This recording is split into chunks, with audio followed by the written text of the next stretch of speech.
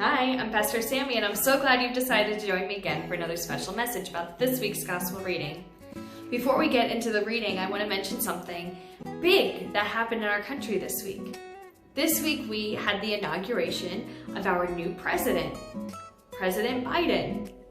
Now everyone is watching President Biden to see what is he going to do next.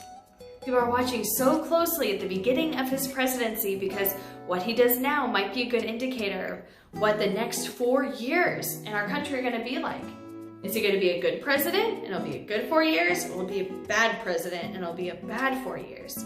We don't know yet, but we're all watching so closely to get some hints about what kind of president Joe Biden is going to be. Well, I think that these stories that we have about Jesus have some similarities to this time that we're in our country, because this is the very beginning of Jesus's ministry on earth.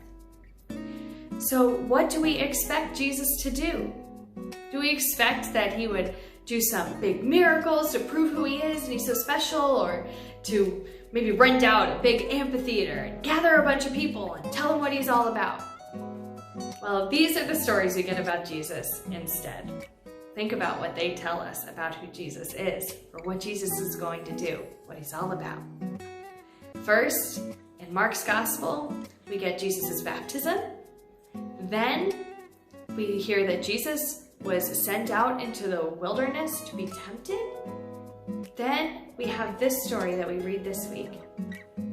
Jesus' first words that he says to the people are, "The kingdom of heaven has come near." What does that tell us about Jesus? What does that tell us about what God is up to in our world? It's still kind of a mystery, isn't it? Then the very next thing that he does is he starts calling his disciples.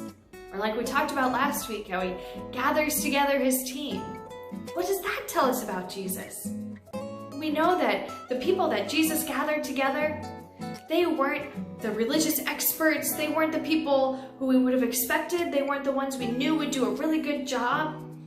But they were the ones that Jesus picked anyway. And it shows us that Jesus doesn't demand that we be worthy or that we can prove that we are just the right people to be in God's family, but that Jesus sees gifts in all of us, loves all of us, and wants us to be close. We don't need to prove it, we don't need to earn it, but Jesus offers us that gift, a gift of grace and love, even a gift of forgiveness for the things that we've done wrong. Jesus doesn't expect or demand that we do it all right. Jesus loves us all. These are just these little things that we get to pick up at the very beginning, these first stories of Jesus's ministry. What do you think is going to come next? If you were Jesus, how would you start? Would it be the same as what he did, or would you do it a little differently? I wonder. Well, I hope you'll think about that more this week, talk about it with your families, and I'll see you next time.